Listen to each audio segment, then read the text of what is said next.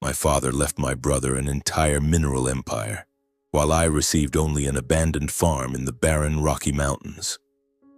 In the room where the will was read that day, my brother burst into laughter, saying I was foolish, pitiful, that after caring for our father for a year, my reward was nothing but a pile of worthless, weed-covered rubble. I remained silent. But when the lawyer opened the second envelope, the room fell into a stifling silence. It turned out that the pile of rubble concealed a mineral deposit worth tens of millions of dollars, a legacy my father had left solely for me as his final message. Never underestimate the value of what seems insignificant. From that day forward, the balance of power in the Hartwell family was completely overturned. Hello, my name is Owen Hartwell. I'm 32 years old. I live in a small log cabin nestled in the Arkansas River Valley, in the peaceful town of Buena Vista, Colorado, a place as serene as a painting. Every morning I wake up as the first light of dawn peeks over the collegiate peaks, their snow-capped summits glimmering like jewels in the early sunlight.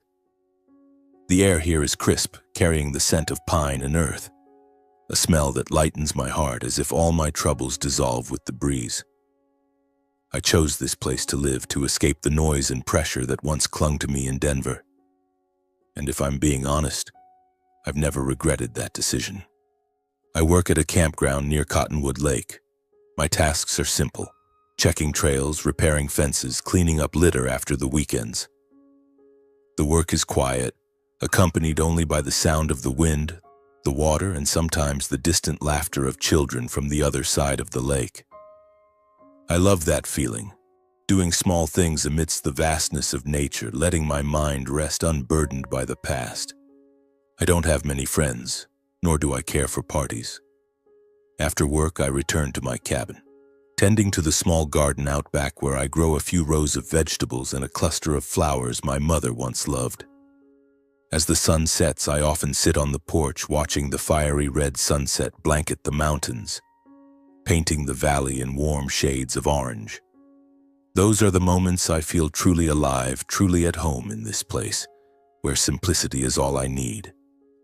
10 years ago, I lived in Denver with my family in a grand house in Cherry Creek, one of the city's most affluent neighborhoods. Back then, I worked for Hartwell Minerals Incorporated, our family's mining company. My father, Walter Hartwell, was the chairman and CEO, a man revered across Colorado for his determination and vision. He was an extraordinary man. Starting from nothing, he was a mining engineer who worked tirelessly to build Hartwell Minerals into one of Colorado's largest mining conglomerates. At 63, he still went to work every day, personally reviewing reports, signing contracts, and attending strategic meetings. His employees respected him, not just for his talent, but for his discipline and foresight. In the mining industry, the name Walter Hartwell was almost legendary. A man who never bowed to adversity, always maintaining a calm demeanor, whether facing partners or rivals. But to me, he was a stern, reserved father who kept his distance. He wasn't the type to pat his son on the shoulder or offer warm words of encouragement. His affection was in his quiet glances, in the nod he gave when I completed a task, or in the way he kept a faded family photo on his desk, never moving it, as if doing so would mean losing a piece of his past. That photo was the one thing he never touched, a silent anchor to the life he'd lived. I worked at Hartwell Minerals for 2 years and felt it wasn't for me. The endless meetings, the calculated handshakes, the cold, sharp glances in the boardroom, it all suffocated me. I didn't belong in the world of million-dollar deals or mining contracts. When I was 24, everything fell apart. My mother passed away after a long battle with illness, and the house in Cherry Creek, once filled with laughter, became cold and stifling. Every corner of that house reminded me of her. Her gentle smile, her warm voice, her silhouette by the window, quietly knitting sweaters for me and my brother. My father, a man as unyielding as granite, couldn't withstand that loss. He didn't cry, but I saw him age with each passing day. His eyes, once sharp as a blade, were now clouded with a veil of sorrow. Not long after, he left that grand house and moved to a villa in Evergreen, where he and my mother used to spend weekends. The house sat by Evergreen Lake, with windows overlooking the shimmering water and pines swaying in the breeze. He said that place made him feel closer to her. But I knew no place could ease the loneliness in his heart. As for me, I left too. I left that house, left Denver. I needed a place where the past wouldn't haunt me every morning when I opened my eyes. My life now revolves around quiet days in Buena Vista. In the evenings, I sit in my small living room reading technical manuals or repairing my mother's old belongings. A pendulum clock, a wooden music box, or sometimes the rocking chair she used to sit in. Those items aren't just objects. They're a connection to her. To the days when I was a boy running around the house, listening to her stories about the Colorado mountains. Every time I touch them, I hear her voice again. Gentle, warm, reminding me that no matter how the world changes, her love remains untouched. Every weekend, I drive my old pickup truck from Buena Vista to Evergreen to visit my father.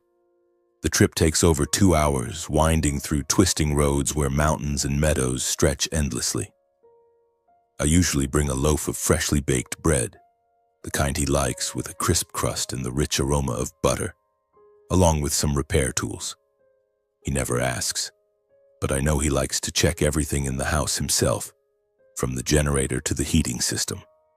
At his age, though, he's not as strong as he used to be. When I arrive, we don't talk much. A nod, a brief greeting, then we each go about our tasks. I check the generator, clean the yard, trim the grass, while he sits in his spacious study where the desk lamp casts light on old geological maps and stacks of files. Sometimes I catch him looking out the window, his gaze lingering on me in the yard. When we're done, we sit on the porch, each with a cup of hot tea, watching Evergreen Lake glimmer in the fading light. In those moments, time seems to stand still. The wind blows through the pines, carrying the sharp chill of the mountains, but the tea in my hands feels oddly warm. We exchange a few casual words about the weather, my work at the campground, or his health. He asks if I'm tired, if I need anything, but I just shake my head and smile faintly. I know he's not one for grand gestures, and I don't need him to be. Our dinners are simple, usually grilled meat, potatoes, and some vegetables from the garden. My father isn't fussy, but he eats slowly as if savoring the moment. Once he told me about the early days of building Hartwell Minerals, when he was a young engineer working 16-hour days in the mines. I listened quietly, feeling the pride in his voice and the loneliness he never admitted. When night falls, I prepare to leave. He stands on the porch, arms crossed, watching my truck disappear behind the pines. I don't look back, but in the rearview mirror I see his figure. Small, quiet, but as steadfast as the mountain behind him. We don't share many words, but there's an invisible bond between us, stronger than any language. I didn't know that in those peaceful days a storm was quietly brewing. My father, the man who seemed unshakable, was standing at the edge of fate. And I, the son living quietly in his shadow, was about to face the greatest challenge of my life. A challenge that would not only change my world, but also lay bare the hidden corners of our family, our bonds, and my own heart. I drove back to Buena Vista, my headlights cutting through the dark road, a heavy sense of unease settling in my chest. Something was waiting for me up ahead, but I couldn't name it yet. All I knew was that, in the quiet of Colorado's mountains, fate had begun to weave a story I never could have imagined. The days that followed passed as usual, but that sense of unease never left me. Each time I visited my father in Evergreen, I noticed he wasn't the same. His eyes, though still sharp, often drifted somewhere distant, as if lost in far-off memories. He was thinner, his steps slower, and when we sat by the lake he would sigh, deep, heavy sighs I'd never heard before. I asked if he was okay, but he only nodded, his voice firm. "I'm fine. Don't worry." I knew he was hiding something, but with my father, forcing him to open up was impossible. One afternoon in early March, while I was walking around the campground, my phone buzzed. It was an unfamiliar number, a Denver area code. I answered with a hint of curiosity. The urgent voice on the other end was Ellen, my father's personal secretary. "Owen, you need to get to the hospital now. Mr. Walter, he collapsed during a meeting. They're taking him to Denver Health." My heart stopped. I didn't ask for details, just dropped my tools, shouted to a coworker that I had to go, and rushed to my truck. The drive from Buena Vista to Denver was over 100 miles, but I don't remember how I got there. My mind was blank, filled only with the image of my father, the man who always stood tall like a mountain, now collapsed, helpless.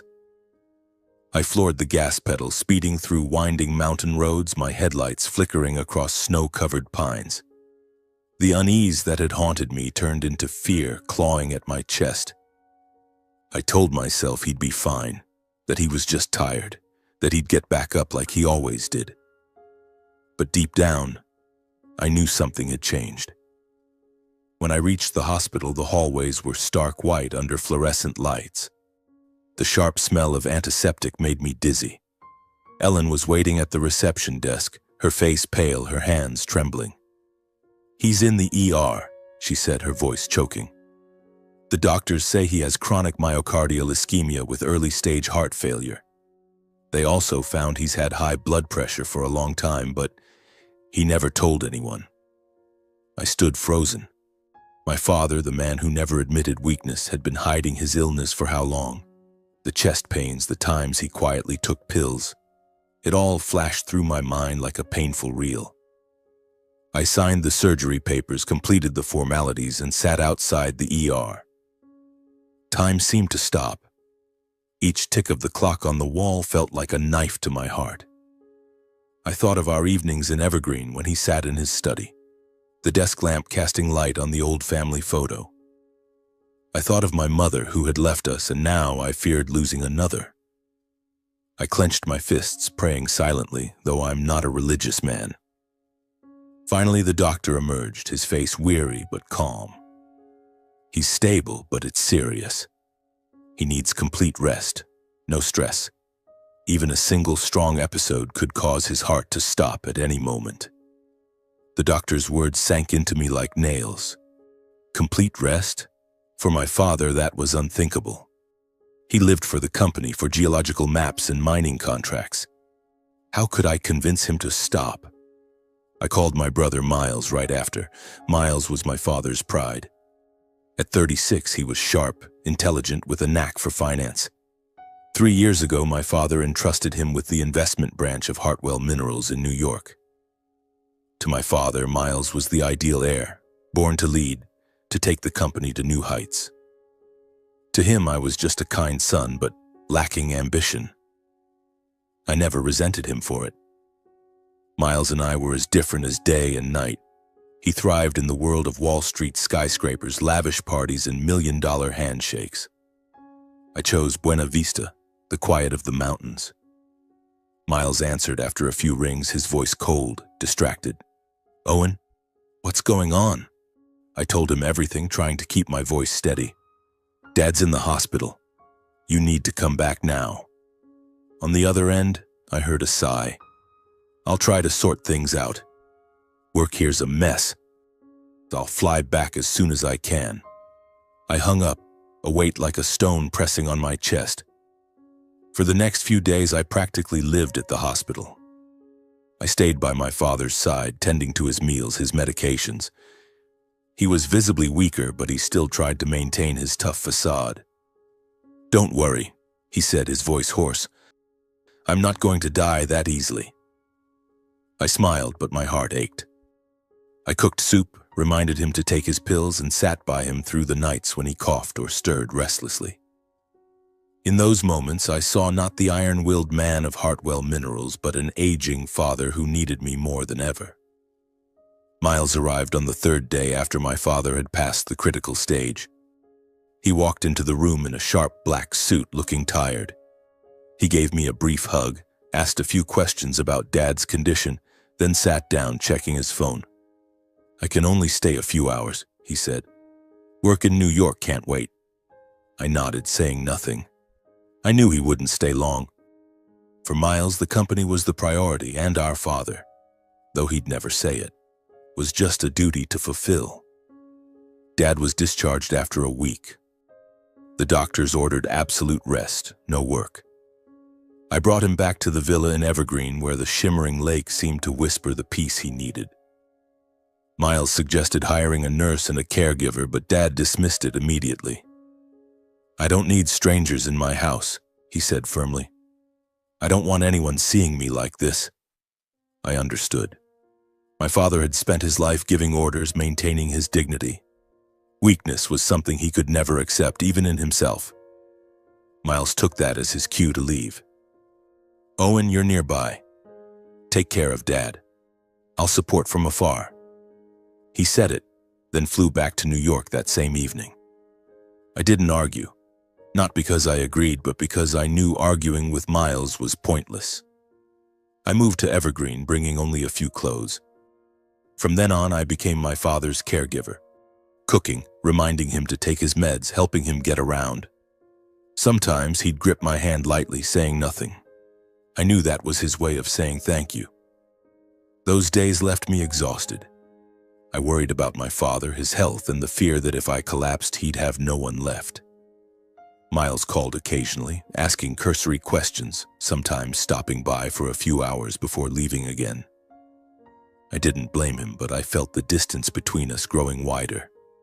Our father was the last bridge between us, and now, as he lay frail in his bed, I wondered if that bond was strong enough to hold us together. The weeks that followed felt like I was a shadow in the Evergreen villa. Each day I woke at dawn, brewed tea for my father, and prepared a simple breakfast, usually oatmeal with a touch of honey, something he liked but rarely admitted. I helped him with his medication, supported him as he walked to the porch to gaze at the lake, though sometimes he just sat there, his eyes tinged with sadness, staring far off toward the mountains. I tried to make everything gentle so he wouldn't feel like a burden, but deep down I knew he hated depending on me. One winter morning when snow blanketed Evergreen, I woke earlier than usual. The air in the house was freezing, my breath forming faint wisps in the cold.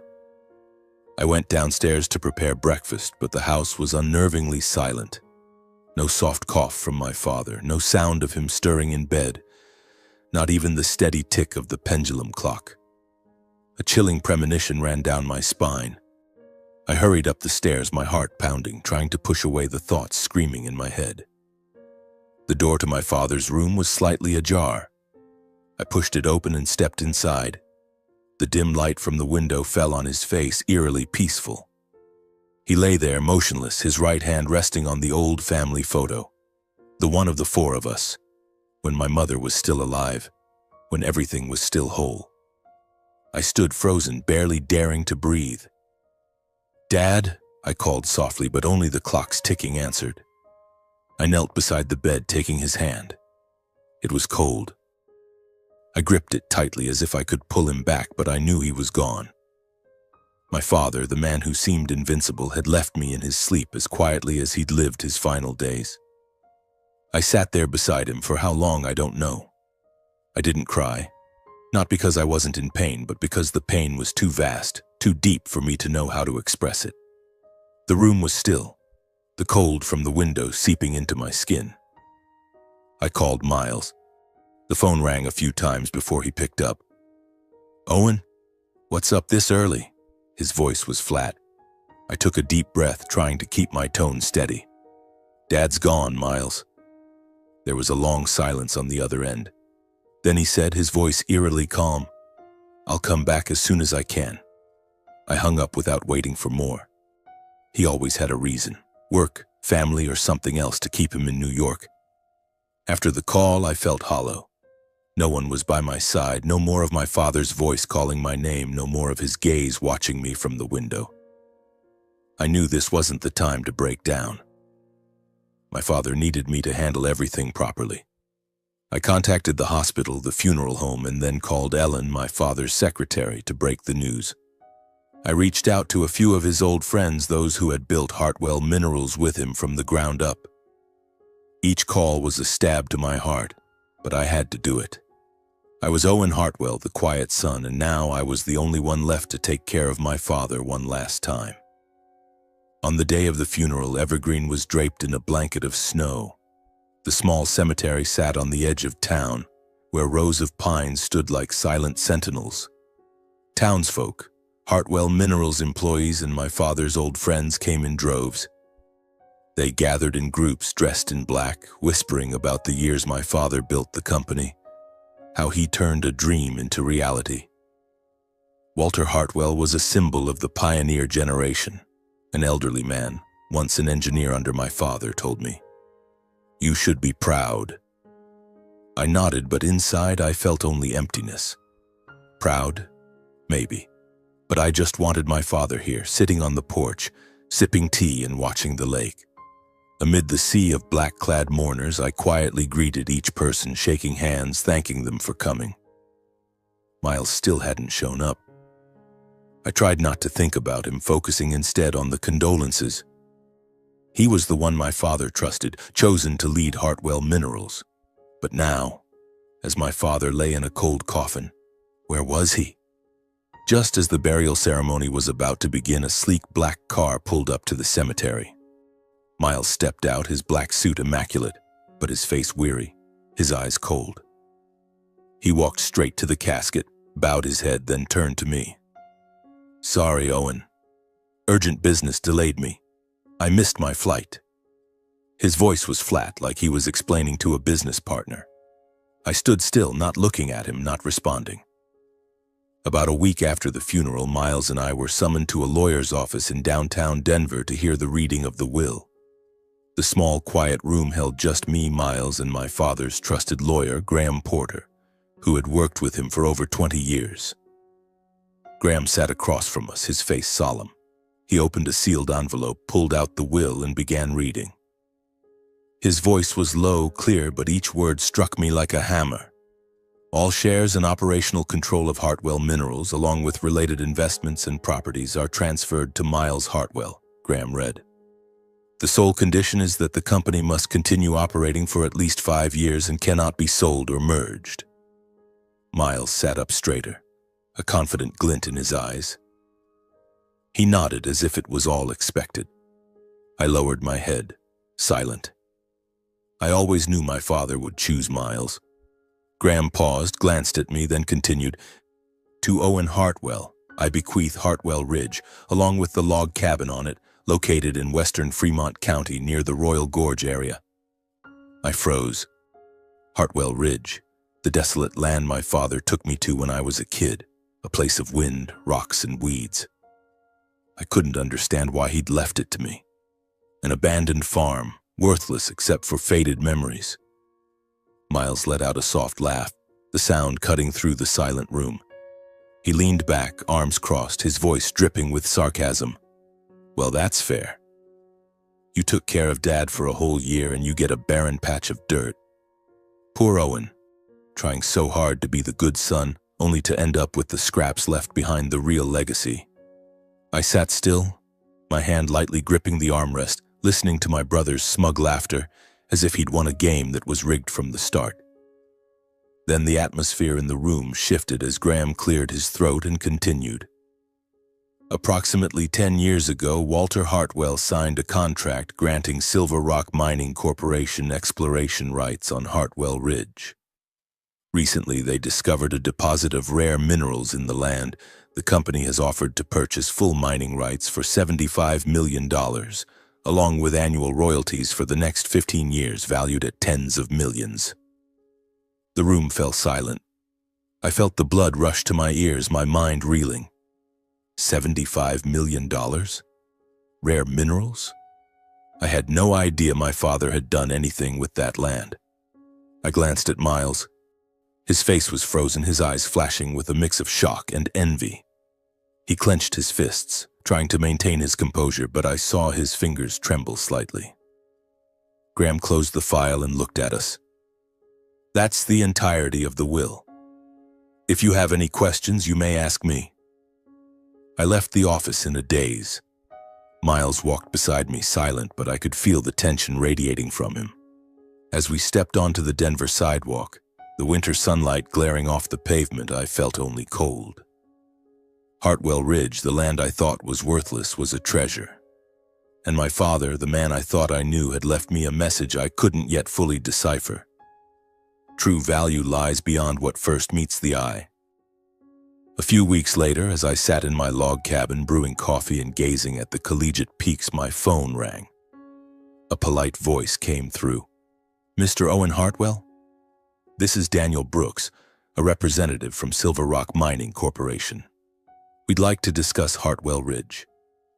My heart raced. I invited him to Buena Vista, and 2 days later, Mr. Brooks sat across from me in my small living room, a thick stack of documents in front of me. He explained that the rare mineral deposits found beneath Hartwell Ridge were immensely valuable. Silver Rock was prepared to pay $75 million for the mining rights, along with annual royalties for the next 15 years. I listened as if in a dream. $75 million? Me, a maintenance worker living in a log cabin about to become a millionaire? I asked questions repeatedly, poring over every line of the contract, afraid I'd misunderstood. Mr. Brooks patiently clarified, and I realized this was no joke. My father had known about this land, had quietly signed an exploration contract 10 years earlier. He never told me, but he'd left me a treasure. Not just money, but an opportunity to change my life. I thought long and hard, lying back in my mother's old rocking chair, staring at the ceiling, wondering what my father would want me to do. Sign the contract, keep the land, or something else. In the end, I decided to sign. Not because I craved wealth, but because I wanted to use the money for something meaningful, something my parents would be proud of. After a few weeks of finalizing the legalities, the contract was signed. One morning, I checked my bank account and saw the staggering figure, $75 million. I sat there, hands trembling, unable to believe this was real. Strangely, my life didn't change overnight. I stayed in my log cabin, drove my old pickup truck, and brewed my coffee each morning to watch the mountains. My co-workers teased me, asking why I didn't buy a new car or a bigger house. I just smiled and said I wasn't ready. Truthfully, I was afraid. I feared that money would consume me, turn me into someone I wouldn't recognize. I wanted to hold on to the simplicity that kept me close to my parents. Gradually, I learned to manage the wealth. I opened investment accounts and hired a financial advisor, but I didn't let myself get lost in the world of numbers. Instead, I founded the Hartwell Foundation, a fund to support vocational education for underprivileged youth in Colorado's mountain regions.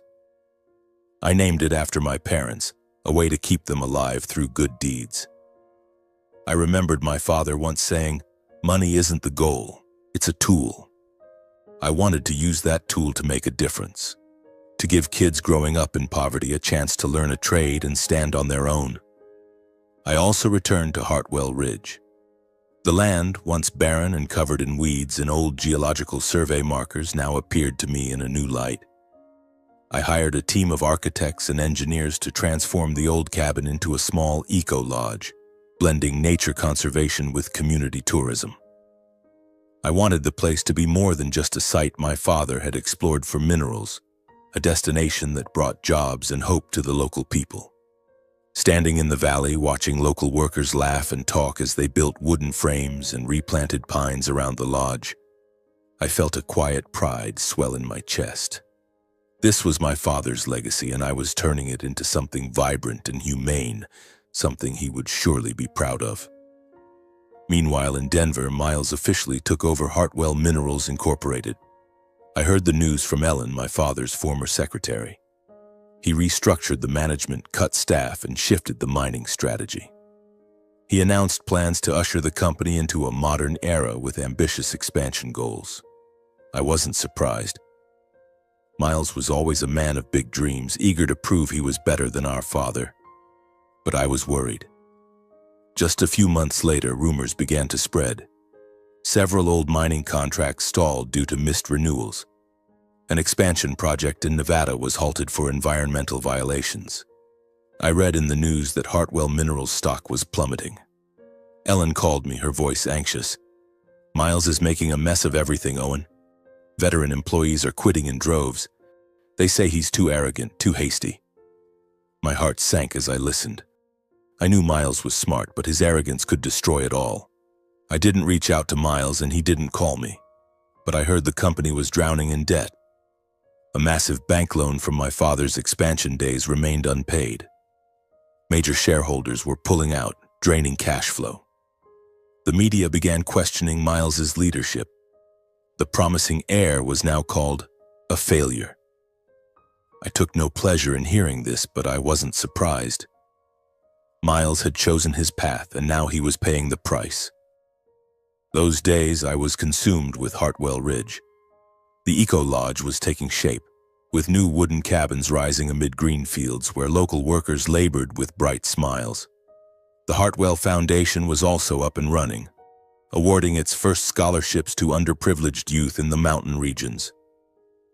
Each time I saw their eyes light up upon receiving acceptance letters for vocational training, I saw my father again, the man who believed honest work was the only way to stand tall. But despite my busy days, I couldn't stop thinking about Hartwell Minerals, my father's legacy, and Miles, who was letting it slip away. One late afternoon, as I checked the irrigation system at Hartwell Ridge, I heard a car horn in the distance. A sleek black car pulled up to the farm's gate. I squinted, trying to make out the figure stepping out. Miles. He wore a wrinkled suit, his face gaunt, his eyes shadowed with exhaustion, as if he hadn't slept in days. Gone was the smug confidence of the brother who once stood atop Wall Street. He walked toward me, his leather shoes caked with red dirt, and looked at me with an expression I'd never seen. Fear, desperation, and a hint of pleading. "Owen," he said, his voice hoarse, "I need to talk to you." I nodded and led him to the small log cabin at the edge of the farm. I brewed coffee, placing a steaming mug in front of him, but he just stared at it, untouched. "The company's collapsing," he said bluntly. "I've tried everything, but I can't do it alone. I need your help." His words cut like a knife, not out of bitterness, but because of the raw truth in them. This wasn't just a plea for Hartwell Minerals, it was for our father's legacy, the one he'd sacrificed his life to build. I looked at him, searching for the brother who'd mocked me when I inherited Hartwell Ridge. I no longer trusted him, not after the times he'd abandoned our father, abandoned me. But then I thought of Dad, of the nights he sat in his study, the desk lamp illuminating the old family photo. I thought of Hartwell Minerals, of the hundreds of employees facing job loss, of my father's reputation being buried by Miles's mistakes. I knew I couldn't turn away, not for Miles, but for Dad. "All right," I said calmly, "but I need to see all the financial records, contracts, and personnel structure. I'm not pouring money in blindly." Miles nodded, a flicker of relief in his eyes, though I could sense his tension, as if he feared I'd uncover something. I said nothing more. The following week I went to Denver, bringing a team of accountants and lawyers I'd hired. We sat in our father's old office, still heavy with the scent of walnut wood and aged paper. I pored over every page of financial reports, contracts, and memos. What I found chilled me. Reckless spending, prolonged overseas projects, hemorrhaging money, and stalled mining contracts due to mismanagement. Miles had tried to modernize the company, but his haste and arrogance had dug a bottomless pit. Instead of throwing money at the problem, I began restructuring. I used part of my wealth to buy back 40% of the shares from withdrawing investors, making me the second largest shareholder after Miles. I faced the board and persuaded them with a detailed plan. Return Hartwell Minerals to its core, domestic mining and mineral processing where we were strongest. I rehired veteran engineers who had worked under my father, those who'd left because they couldn't tolerate Miles. I removed opportunists, those who flattered but lacked competence. I established a transparent financial system, making every contract and expense public. Banks once hesitant began returning as they saw the changes. I created a sustainable mining division, partnering with environmental organizations to restore the company's reputation. In the early stages, Miles cooperated. He handled external relations, renegotiating with old partners while I managed internal operations and finances. We worked together, saying little, but I felt a fragile connection forming, not through apologies, but through shared responsibility. After nearly a year, the changes bore fruit. Domestic mines resumed operations with safe, efficient processes thanks to modern monitoring technology I'd invested in. Loss-making overseas projects were cleanly liquidated, slashing tens of millions in bad debt. Banks offered partnerships and investors returned. Within 18 months, Hartwell Minerals not only survived the crisis but grew 35% beyond its peak under my father. I launched a line of refined materials from clean minerals, opening new markets in green construction and renewable energy. The state of Colorado commended us for our environmental efforts, something unheard of under Miles's leadership. The media took notice. The Denver Post and Colorado Business Review hailed Hartwell Minerals as a reborn icon of mountain mining. In a year-end financial report, the company posted record profits, expanded hiring, and restored benefits for hundreds of employees. My face appeared in business magazines dubbed the Quiet Heir who saved Hartwell Minerals from the brink. The stock price doubled, placing the company back among Colorado's leaders. At first, Miles seemed pleased. He shook my hand at meetings, smiled for the press, and spoke of the Hartwell brothers' unity. But I began to notice a shift in his eyes. Shareholders approached me for strategy discussions, and the media mentioned my name in every article. Miles grew quiet, but I sensed a growing bitterness in him. The gap between us, which I thought had narrowed, began to widen again. I didn't see the subtle wariness in him. To me, saving Hartwell Minerals was what my father wanted most. I believed the past, Miles abandoning our father, his mocking words, could be forgiven. I believed that despite our differences, we were still brothers, bound by Hartwell blood. But I was wrong. Another storm was quietly brewing. Not from the outside, but from the heart of the brother I'd hoped would change. As Hartwell Minerals entered a period of dazzling growth, the entire state of Colorado seemed to come alive. Award ceremonies were held, gleaming medals were presented, and the press clamored for interviews.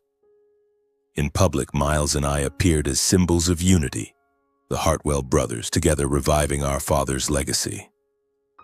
We shook hands for the cameras, smiled at press conferences, but I began to notice that Miles's smile was no longer genuine. Behind the spotlight, a new conflict was quietly brewing. Miles, as chairman, began to steer the narrative. In interviews, he spoke of his strategic vision, his leadership during the crisis, and the legacy our father entrusted to him. I heard those words on the TV while sitting in my Buena Vista cabin, a chill running down my spine. My name, once hailed as the savior of the company, was gradually erased from articles. I was relegated to strategic advisor or investor. Some papers even suggested that Hartwell Minerals' success stemmed from Miles's bold decisions in restructuring. My team, the veteran engineers and employees who worked tirelessly to save the company, was nearly wiped from the official history. I wasn't angry, not yet. I thought perhaps Miles needed the spotlight to rebuild his confidence, to feel like the leader again. I had saved the company for our father, not to chase fame. But then one early quarter morning, I received an internal email from the board. The message was brief and cold. My direct operational authority was temporarily revoked, leaving me only a project oversight role. At the bottom were Miles's signature and a few digital signatures from board members I'd once trusted. The stated reason was curt: restructuring senior leadership for unified control. I understood immediately. Miles had convinced them, and this time he aimed to remove me from the board entirely, in the most legal way possible. I sat silently in my living room, staring at the email, feeling the floor collapse beneath me. My brother, the one I'd helped, had turned against me, pushing me out of the company I'd saved. I wasn't entirely surprised, but I hadn't expected him to go this far. I closed my laptop, stepped onto the porch, and gazed at the mist-shrouded collegiate peaks. In that moment, I thought of my father, of the family photo on his desk. I wondered how he'd feel knowing the son he'd placed his hopes in had betrayed the brother who sacrificed for the family. What Miles didn't know was that I'd anticipated this. When I decided to invest in Hartwell Minerals, I didn't just pour in money. I'd worked with Graham Porter, our father's trusted lawyer, to draft a special share agreement. It stipulated that if Hartwell Minerals successfully restructured within 3 years and achieved a certain profit threshold, my ownership would automatically convert to controlling shares. This agreement was signed alongside the investment contract, notarized and stored in the Hartwell family's trust bank. I hadn't told anyone, not even Miles. It was my final card, not for power, but to protect our father's legacy. I'd seen this coming. During the restructuring, I'd established a share trust agreement with the veteran employees who'd been loyal to our father. They entrusted their voting rights to me, not for power, but out of loyalty to the values our father left behind. As a result, when Miles thought he held the majority, I actually controlled over half the votes, not through deceit, but through trust. I didn't reveal this immediately. I let Miles bask in his smugness, let him revel in his false spotlight. I wanted to see how far he'd go, to test if a man's heart could change. Each interview he gave, each claim he made was a small stab at my trust, but I remained patient as my father had taught me. Don't rush, Owen. Time will give you the answers. Then the day came. Miles announced an extraordinary shareholders meeting to set a new strategic direction and remove those no longer suitable. I knew he was targeting me. I received the invitation, accompanied by a polite smile from Miles when he called to confirm. You'll be there, right, Owen? This is a big turning point for the company. His voice was smooth, but I heard the smugness in it. I nodded over the phone, keeping my emotions in check. I'll be there. I prepared in silence. I contacted Graham Porter, reviewing the share agreement and trust documents. I met with the veteran employees who'd stood by my father, receiving their firm nods of support. On the day of the shareholders' meeting, the conference room at Hartwell Minerals headquarters was thick with tension. The shareholders sat upright, their eyes fixed on Miles, who stood at the podium confident as a general. He presented his plan for a second restructuring, emphasizing the need for unified leadership. We need a single leader, he said, glancing at me. Someone with the vision to take Hartwell Minerals further. I sat in the front row, silent, hands clasped tightly. I knew my moment was coming. When Miles proposed a resolution to consolidate leadership, a polished way of ousting me completely, I stood up. The room fell silent. I nodded to Graham, who stepped forward with a stack of documents. Before we vote, I said, my voice calm but clear, I'd like to present something. Graham opened the file and read aloud the special share agreement. He explained that, based on the company's record profits over the past 2 years, my ownership had automatically converted to controlling shares. He presented the trust documents, proving my alliance with the veteran employees, which held over 55% of the shares. The room was stunned. Miles stood frozen, his face pale, his eyes wide with shock. He tried to speak, but his voice faltered. I looked straight at him, not with anger or triumph. Miles, I said, I'm not here to compete. I'm here to protect what Dad left behind, from anyone's arrogance, including yours. There was no applause, no cheers. Only a heavy silence and the shareholders' gazes shifting from shock to respect. I left the meeting, leaving Miles standing alone with his defeat. I felt no joy, no satisfaction, only a deep sadness. The sorrow of a younger brother who'd hoped his sibling would change. I stepped outside, the Denver sunlight hitting my face, but my heart was heavy. I had won, but the cost was a fracture in the Hartwell family that could never be mended. The weeks that followed were tense at Hartwell Minerals. Miles, though stripped of operational control, showed no intention of giving up. In a desperate move, he made one final play. He secretly contacted a private investment group in New York, offering to sell a portion of his shares to raise capital for a new company. He believed that with the money he could start over and prove he was still a leader. But he didn't know the investment group was under investigation for financial fraud. When regulators caught wind of the transaction, Miles's shares were frozen.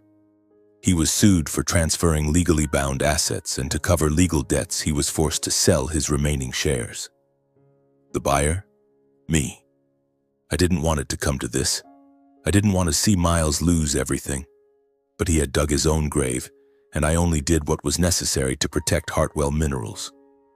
When the transaction was finalized, I became the sole legal owner of the company. Standing in my father's old office, I looked at his portrait on the wall, his eyes seeming to follow me. I had saved the company, but I felt no triumph, only an emptiness, the void of a younger brother who had lost the sibling he once loved. With Hartwell Ridge, I decided to do something greater. I expanded the farm into a nature reserve, naming it the Walter Hartwell Reserve. It was more than an eco-lodge. It became a space to protect the land and forests. I hired environmental experts, developed educational programs for local children, and turned Hartwell Ridge into a symbol of sustainability.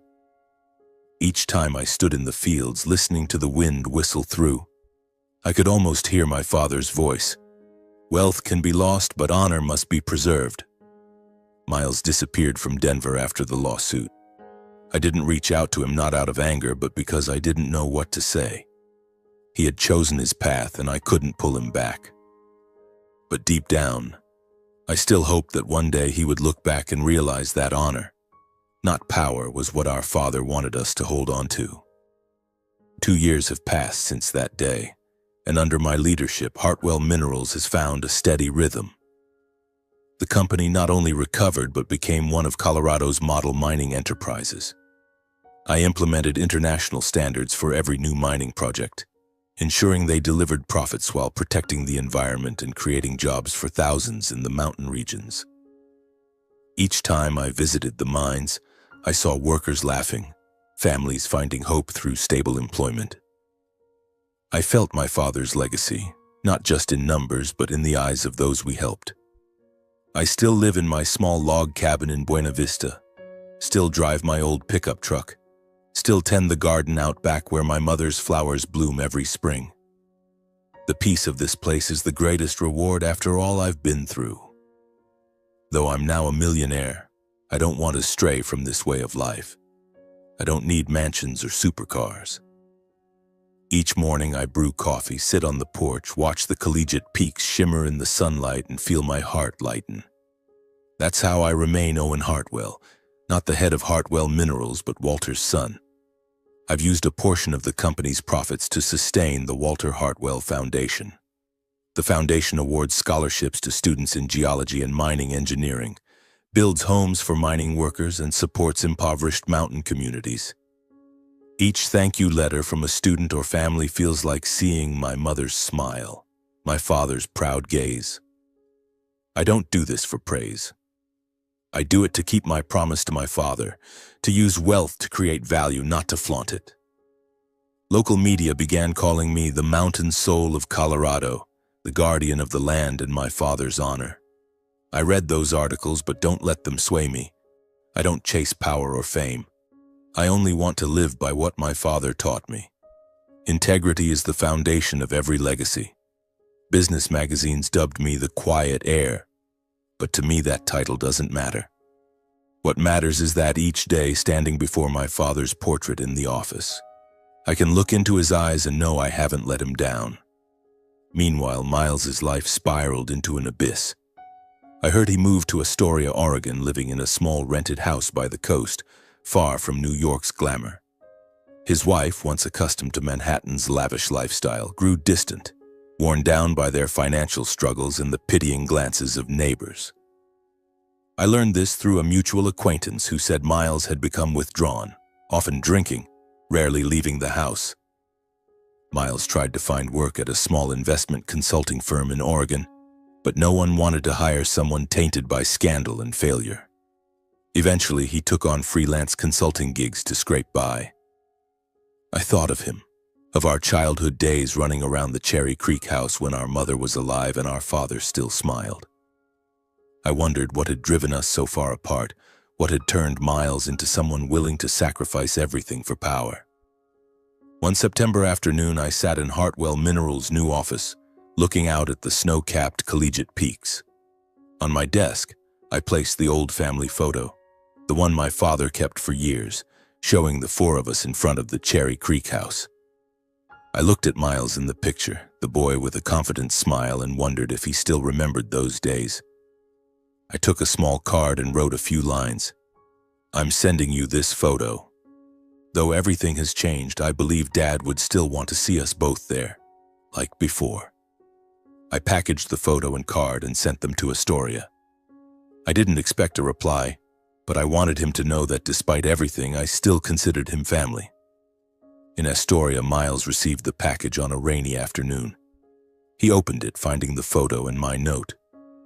I wasn't there, but I imagine him sitting quietly, staring at the picture for a long time.